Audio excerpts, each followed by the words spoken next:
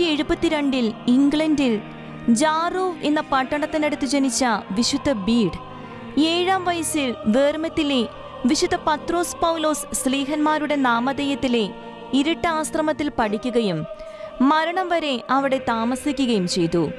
702 പുരോഹിതനായി അഭിഷിക്തനായ അദ്ദേഹത്തിന്റെ പ്രധാന ജോലി പഠനവും എഴുത്തുമായിരുന്നു.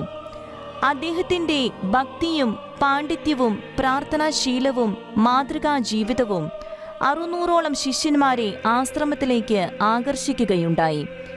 തത്വശാസ്ത്രം, സംഗീതം, പദ്യം, ഗണിതം, ഊർജതന്ത്രം, ചികിത്സ മുതലായ വിഷയങ്ങളെ സംബന്ധിച്ച ഗ്രന്ഥങ്ങൾ രചിച്ച അദ്ദേഹം ഇംഗ്ലീഷ് ചരിത്രകാരന്മാരുടെ പിതാവായാണ് അറിയപ്പെടുന്നത്.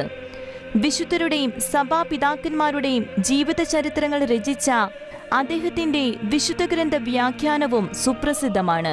വിശുദ്ധ യോഹന്നാന്റെ സുവിശേഷത്തിന്റെ ഇംഗ്ലീഷ് പരിഭാഷയുടെ രചന പൂർത്തിയാക്കിയതിന്റെ പിറ്റേന്ന് അമൂല്യമായ ഗ്രന്ഥസമ്പത്ത് ലോകത്തിനു നൽകി അദ്ദേഹം തന്റെ നിത്യസമ്മാനത്തിനായി വിളിക്കപ്പെട്ടു.